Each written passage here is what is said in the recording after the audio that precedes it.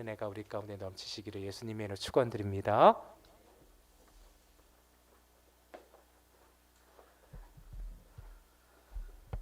네, 우리 하나님 말씀, 우리 요한복음 3장 13절부터 22절 말씀의 근거로 오늘은 이처럼 사랑하사라는 제목으로 하나님 말씀을 증거하겠습니다. 우리 요한복음 3장 16절 말씀을 보니까 하나님이 세상을 이처럼 사랑하사 독생자를 주셨으니 라는 말씀을 근거로 이처럼 사랑하사라는 제목으로 하나님의 말씀을 증거하겠습니다. 사랑하는 성도님들, 이렇게 사랑을 표현하는 방식들이 사람마다 다른 것을 보게 돼요. 그렇죠? 주로 어떻게 이 사랑을 표현하십니까? 때로는 격려를 해야 되는데 꾸짖을 때도 있고, 사람은 때로는 혼내야 되는데 또 격려를 할 때도 있습니다. 제가 집에서 그런 일들을 자주 합니다. 혼내야 될 때는 격려하고, 격려할 때는 꾸짖고. 사람이 이처럼 사랑한다라고 하지만 부모여도 실수를 하는 것을 알 수 있습니다. 그러나 하나님이 사람을 사랑할 때는요, 실수가 없습니다. 우리 그 사실을 믿으십니까?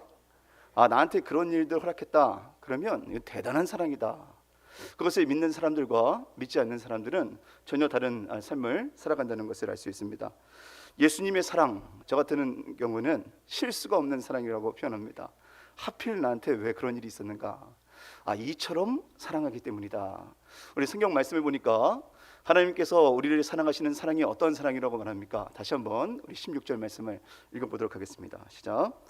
하나님이 세상을 이처럼 사랑하사 독생자를 주셨으니 이는 그를 믿는 자마다 멸망하지 않고 영생을 얻게 하려 하심이라. 얼만큼 사랑하냐? 이처럼 사랑한다 라고 말씀하시는 거죠. 앞장을 보면 예수님께서 사람을 이처럼 사랑하셨습니다. 그래서 하나님의 전 성전에 가셨을 때 어떤 일을 했느냐? 이처럼 사랑하시는 행동을 했어요. 너무 사랑해서, 사랑하기 때문에 하는 행동이 무엇이냐? 우리 요한복음 2장 15절 말씀을 보니까 어떤 일을 행하셨다고 합니까? 같이 읽습니다. 시작. 노끈으로 채찍을 만드사 양이나 소를 다 성전에서 내쫓으시고 돈 바꾸는 사람들의 돈을 쏟으시고 상을 엎으시고 채찍 만드셔서 쫓으시고 쏟으시고 엎으셨다. 왜 그렇습니까? 하나님께서 세상을 이처럼 사랑하시기 때문에 그렇습니다. 가끔씩 보면 이 자녀들이 부모가 오기 전에 언제 오는가 이렇게 봤다가 둘이 막 싸우다가 이 부모님이 오면 뭐 서로 부둥켜 안고 얼마나 사랑하는 것처럼 보여주는 그런 일들이 간혹 있습니다. 제가 왜 잘하냐면 제가 그랬습니다. 저는 어렸을 때 누나랑 싸우다가 걸리면 우린 정말 죽거든요. 그러니까 이 격하게 싸우다가 부모님 오면 그냥 부둥켜 안고 얼마나 사랑하는지 이 쇼를 할 때가 있었습니다. 그러나 이 눈에 보면은 이런 그 기스가 나 있고 또 핥힌 자국이 있기 때문에 부모님은 다 아시는 거죠. 그러면 칭찬을 하는 것이 아니라 너네 왜 싸웠냐? 라고 말씀하시고 그 싸운 부분들을 오히려 다루시는 부모님의 사랑을 제가 경험한 적이 있습니다. 하나님께서는 성전에 있을 때 이처럼 세상을 사랑하시기 때문에 반드시 짚고 넘어가야 될 부분이 있습니다. 그게 무엇입니까? 정말 하나님의 집을, 성전, 주님이 거하시는 곳으로 사랑하고 있느냐? 그렇지 않지 않느냐?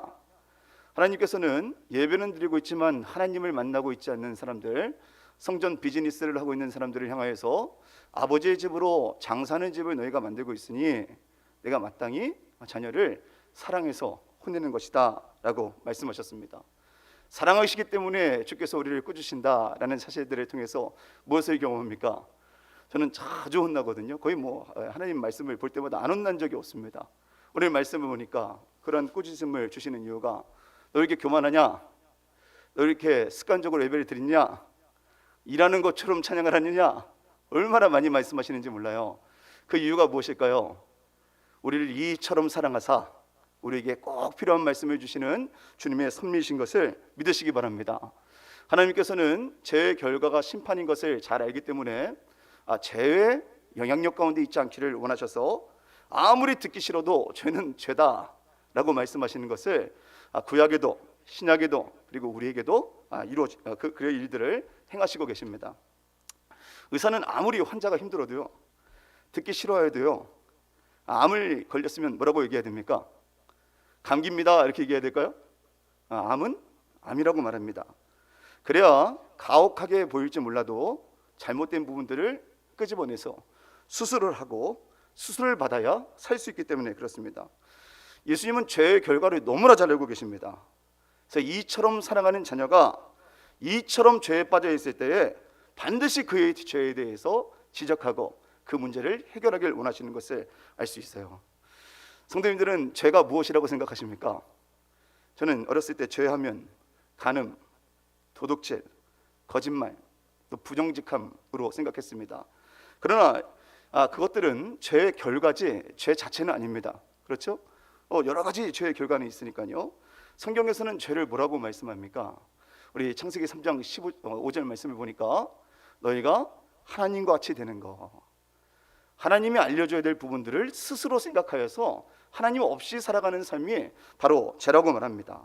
성경이 말하는 죄는 인생의 주인의 자리에 하나님을 모시지 않는 것입니다. 오늘 예배 드릴 때 하나님이 중심에 계십니까? 네, 손을 들고 찬양할 때 손을 이렇게 드는 모습을 통해서 내가 뒤에 앉아 있을 때는 그 손을 들고 찬양합니다 할 때도 손을 안 들었었구나, 생각 없이 찬양한 적도 참 많았구나, 저는 좀 회개를 하는 시간이었는데요. 성경에 말하는 죄는요, 스스로 주인이 된 결과, 하나님 없이도 나는 언제든지 내가 원하는 것은 내 마음대로 할 수 있다는 생각, 하나님이 왕되지 않는 것이 죄라고 성경은 말합니다. 자신이 왕이 되면 대단히 좋을 것 같은데, 그렇죠? 정말 자신이 정말 왕이 되면 어떤 일이 일어납니까? 창세기 3장 말씀을 보니까요, 자신이 왕이 되었습니다. 그러자 어떤 일이 일어납니까? 이 가인이 아벨을 쳐 죽이는 일들이 자신이 왕이 되었을 때 일어나는 것을 말하고 있습니다. 왜 그럴까요? 하나님이 인생의 주인이 되지 않으면 저희는요, 사랑하는 것처럼 보여도 미워할 수 있고, 좋은 말을 하는 것처럼 보여도 그 사람의 마음에 상처를 줄 수 있는 존재가 된다는 것을 말합니다. 인생의 주인에 내가 앉아 있을 때는요, 아무도 우리의 인생을 바른 방향으로 이끌 수 있는 방법이 없습니다. 길이 없습니다. 그래서 세상을 이처럼 사랑하시는 하나님께서는요, 가인이 그 아우를 죽이려고 했을 때 가만히 있지 않았습니다. 우리가 이 악한 일들을 꾀하고 있는데 주님이 말씀하실 때 우리 성도님들은 불쾌하십니까? 아니면 좋으십니까? 나 이것만 하면 내 마음이 후련하겠다, 딱 하려고 하는데 너 그러다 죽는 거다 라고 말씀하실 때 말입니다. 가인을 향하여서 우리 주님은 죄가 너를 원하지만 너는 죄를 다스려야 한다라고 말했어요. 자, 그렇다면 어떻게 해야 됩니까? 하나님이 왕이 되었다면 죽이면 안 되지, 우리 가족인데, 하나님이 나에게 주신 선물인데. 그런데 하나님이 왕이 되지 않자 가인은요, 도무지 하나님의 말씀을 따르지를 않습니다. 그래서 어떻게 됩니까? 하나님의 말씀이 더 이상 가인의 마음에 머물지 않는 것입니다. 사랑하는 성도님들, 하나님의 말씀이 가슴에 머물고 계십니까? 주께서 성도님들의 왕이 되심을 믿으시기 바랍니다. 그러나 그 말씀이 부담이 되십니까? 부담이 된다는 자체도 하나님께서 주신 말씀이 마음속에 있기 때문에 그런 것입니다. 가인은 죄로 말미암아 하나님이 왕이 되지 않자 하나님이 말씀하시는 것이 아무런 인생에 영향을 미치지 않는 것을 볼 수 있습니다. 많은 사람들이요, 조금만 세상이 발전하면 좋아질 것이다, 행복해질 것이다 라고 생각했어요. 그죠? 앞으로 더 세상이 좋아질까요? 안 좋아질까요? 네, 우리 그 청년부도 아니고 왜 대답을 안 하세요? 세상이 더 좋아질까요? 악해질까요? 네, 악해질 것입니다. 그리고 부모를 배반할 것입니다. 형제가 형제를 미워할 것입니다. 왜 그렇습니까? 하나님의 사랑이 식어지면 그런 일이 일어난다라고 성경이 말하고 있기 때문입니다. 그러나 사람은 그 사실들이 불편했어요. 그러니까 어떻게 생각했냐면 세상은 좋아질 것이다, 과학만 발전하면, 이 계몽만 되면, 우리가 지식만 갖추면 더 좋아질 것이라고 얘기했습니다. 그래서 세계사 속에 보면 어떤 일이 일어납니까? 과학이 발전해서 1차 세계대전이 일어났습니다. 1차 세계대전 이후에 더 과학이 발전했습니다. 그래서 뭐가 일어났죠? 2차 세계대전이 일어났습니다. 그래서 우리는 역사를 통해서도 뭘 알 수 있습니까? 과학이 발전해서 이 땅에 천국이 임할 수는 없다라는 사실을 깨닫게 된 것입니다. 죄로 인해서 사람은 정말 악해집니다. 어떻게 이럴 수가 있나라는 말들이 우리 삶 가운데 일어나는 것이죠. 가인이 살인을 저질렀다면 그 후손은 어떻게 될까요? 한번 생각해 보세요. 가인이 자신이 하나님을 왕으로 삼지 않자 사람을 죽였습니다. 그럼 그 후손은 어떻게 될까요? 성경 말씀해 보니까 뭐라고 말하죠? 우리 23절 말씀 우리 크게 읽도록 하겠습니다. 시작. 라멕이 아내들에게 이르되 나의 상처로 말미암아 내가 사람을 죽였고 나의 상함으로 말미암아 소년을 죽였도다. 가인이 살인을 저질렀다면 라멕은 살인을 자랑하고 있음을 우리 성경을 보면 알 수가 있습니다. 급기야 창세기 11장을 보면 하나님이 완전히 빠집니다. 야, 우리 교회에서 내 이름만 높아지면 된다 라고 하는 말들을 한다면 얼마나 주변 이 직분자들에게 혼나겠습니까? 하나님 이름이 높아져야 되는데 이제 대놓고 우리 이름을 내자라는 시대가 되었던 것입니다. 그러자 그 이유는 더 악해지겠습니까? 아니면 더 좋아지겠습니까? 네, 아무도 대답 안 하시네요. 창세기 11장 이후의 시대가 더 악해지겠습니까? 아니면 더 좋아지겠습니까? 보지 않아도 뭐 비디오죠. 창세기 19장을 보면요, 저는 이게 참 무서워요. 롯에게 이 천사들이 손님으로 오게 됩니다. 그러자 그 주변 소돔과 고모라의 사람들이요, 그 손님들을 보고 어떤 마음을 가지게 되냐면, 우리 빨간색 한번 읽어볼까요? 시작. 우리가 그들을 상관하리라. 야, 저 사람들이랑 성관계를 맺어야겠다라는 말을 하는 것을 보게 됩니다.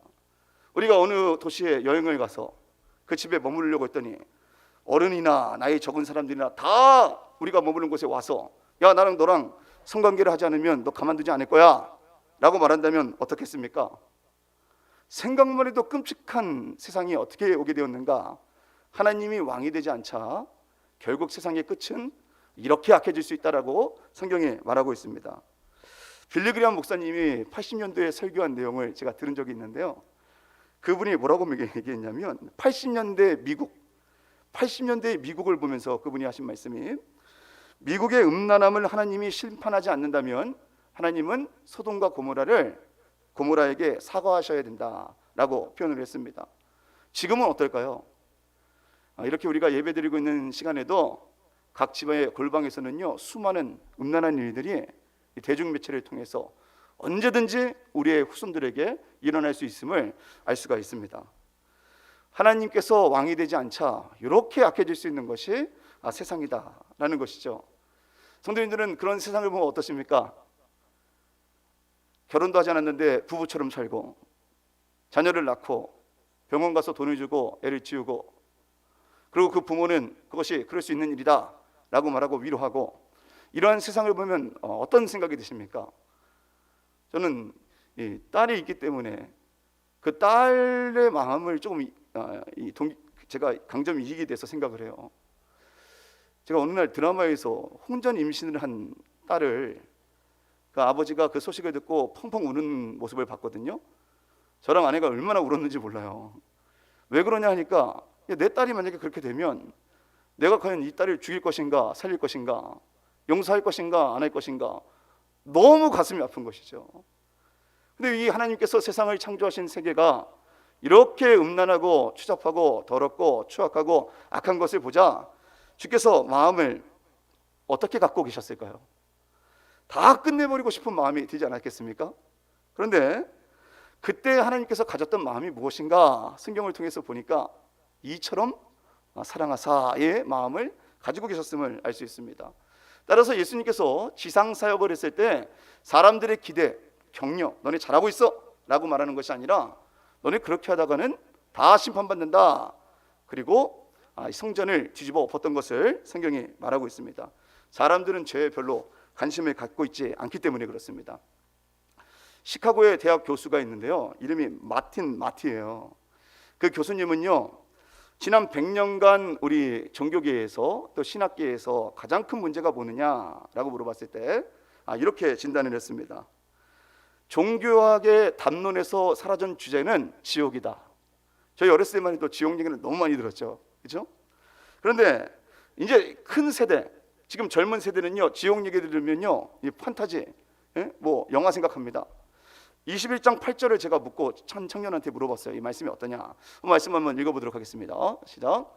그러나 두려워하는 자들과 믿지 아니하는 자들과 흉악한 자들과 살인자들과 음행하는 자들과 점승가들과 우상 숭배자들과 거짓말하는 모든 자들은 불과 유황으로 타는 못에 던져지리니 이것이 둘째 사망이라.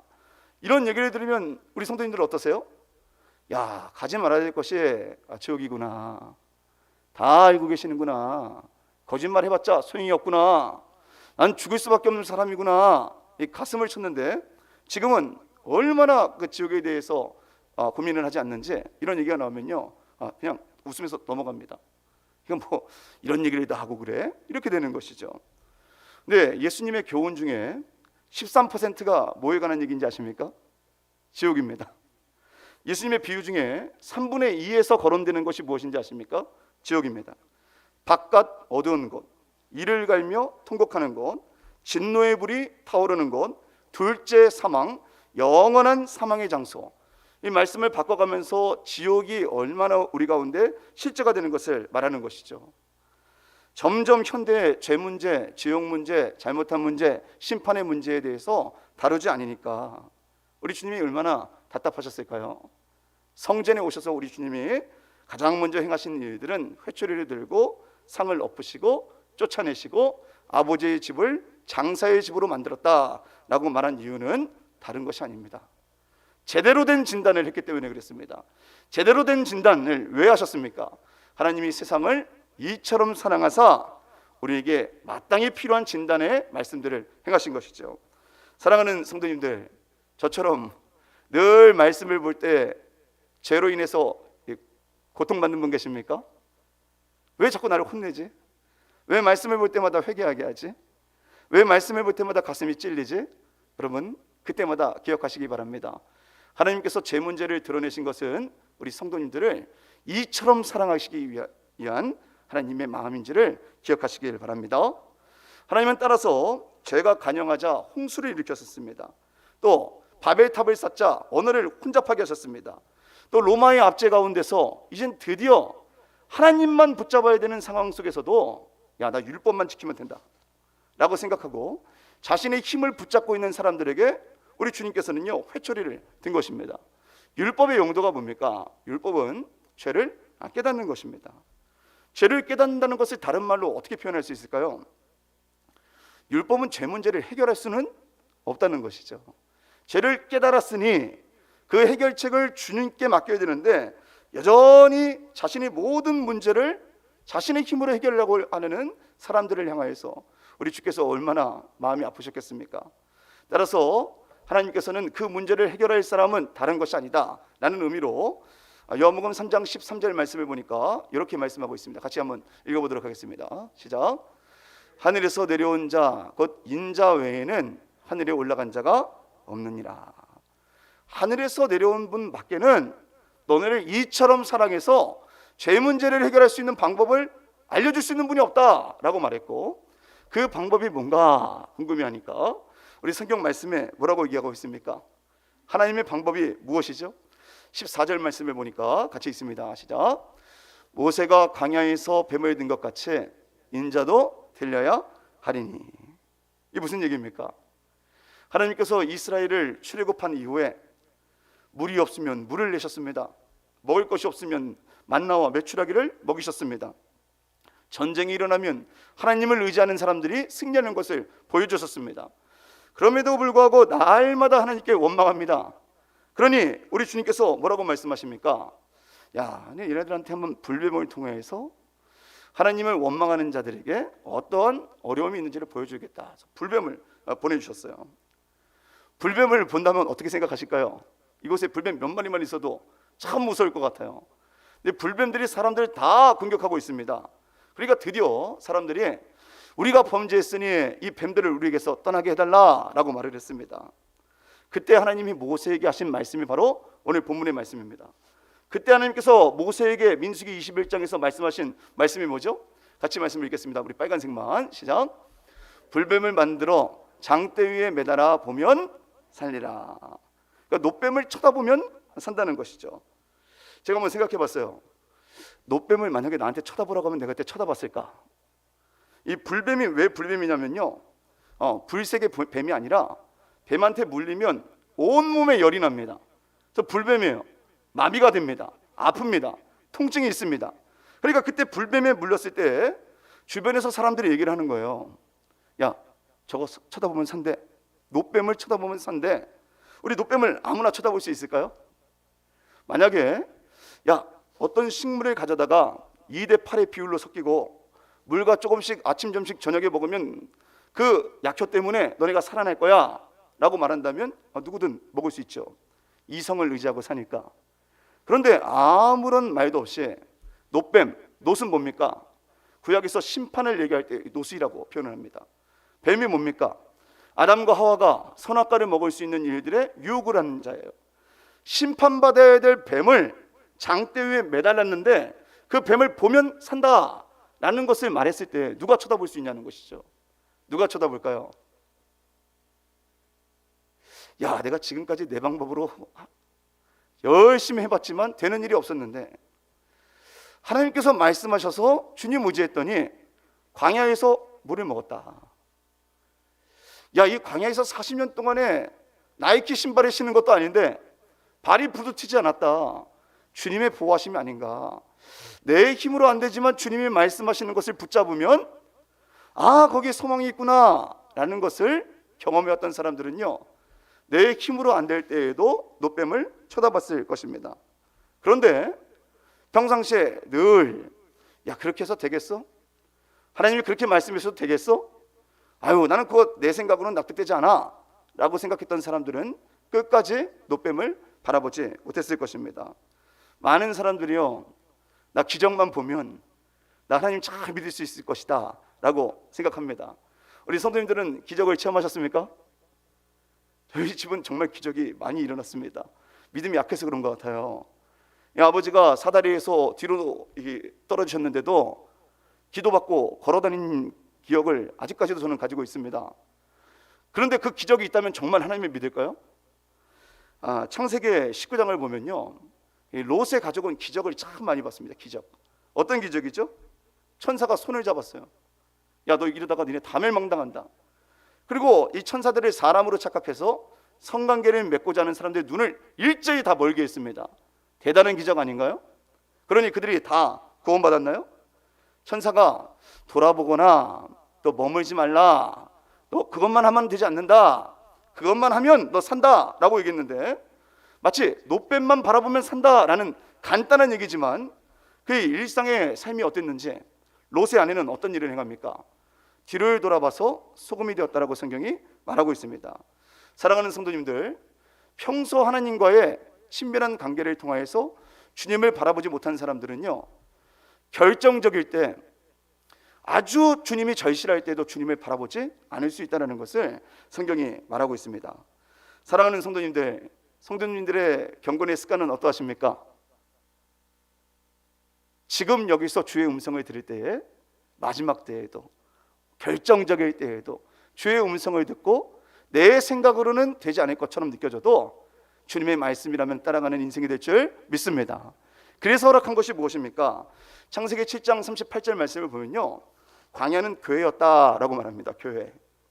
내 힘으로 살아가다가도 교회 오면 어떻습니까? 우리 담임 목사님 늘 말씀하시는 건 은혜로 됩니다.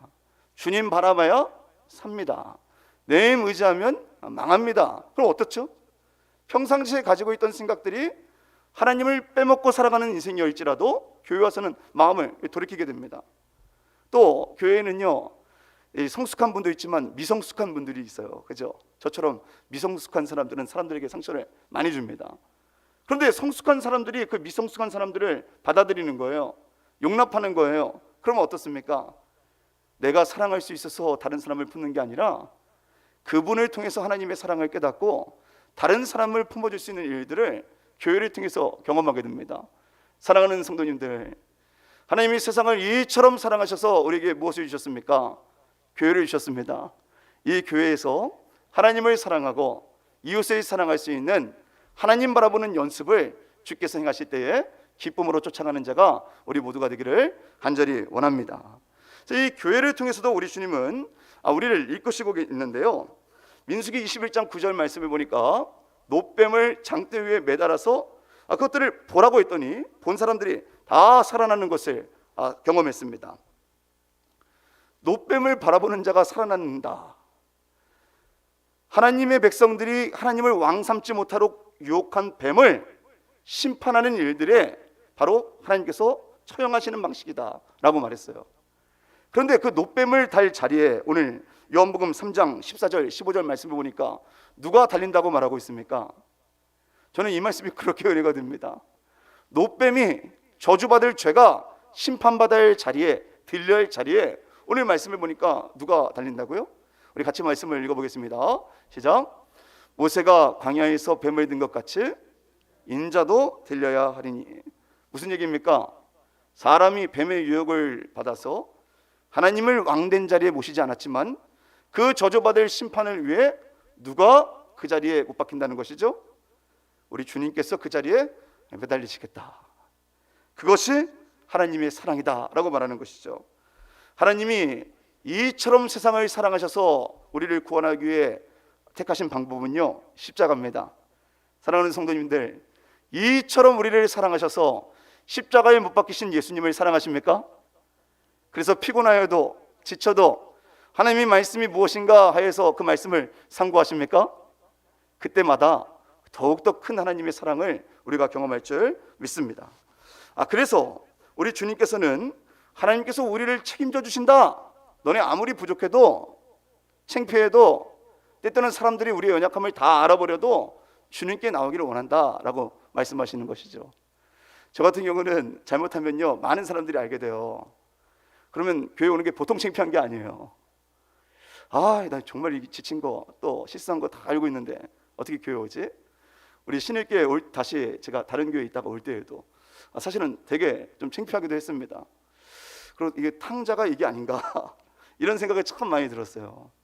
근데 담임 목사님과 통화를 하는데 참 칭찬을 많이 해주시더라고요. 제가 뭐 칭찬받은 일을 했겠습니까?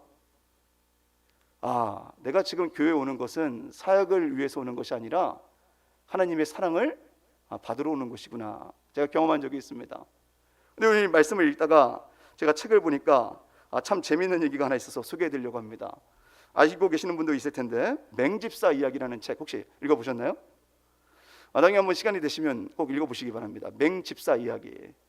맹집사님이라는 교인분이요, 교회를 다니는데 어떤 분이 갑자기 뇌졸중에 걸리게 됐어요.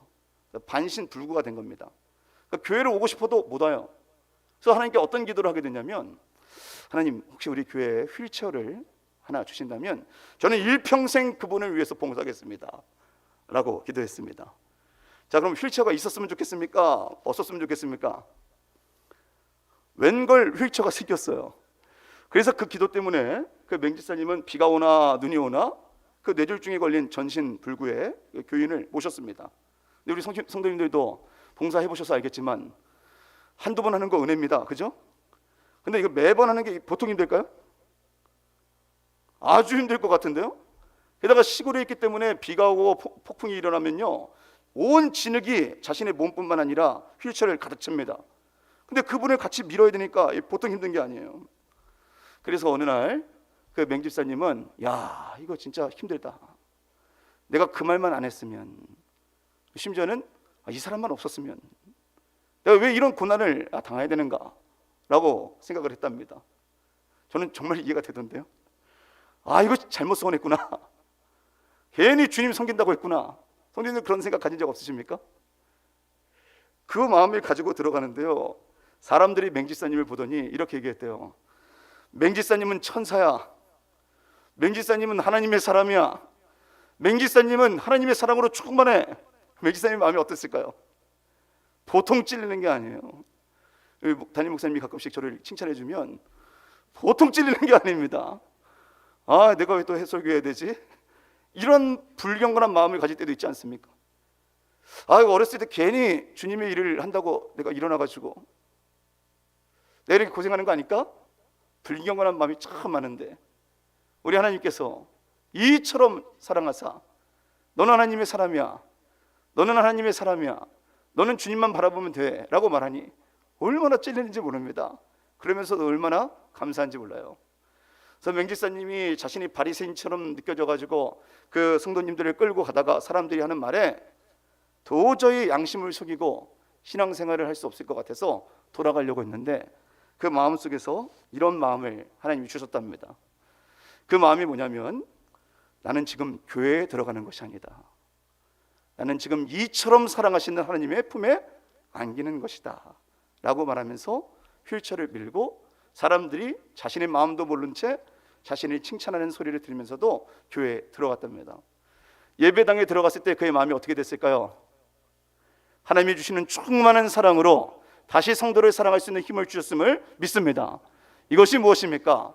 이처럼 세상을 사랑하사 독생자를 주신 아버지의 사랑이요, 우리가 잘났기 때문에 구원하기로 한 것이 아니라 범죄하였기 때문에 내주겠다라는 십자가의 사랑이요, 하나님이 한 분밖에 없는 그리스도 예수의 사랑을 너에게 주지 않고는 너희는 나에게 올 수 없다라고 말하시는 하나님의 사랑인 줄 믿으시기 바랍니다.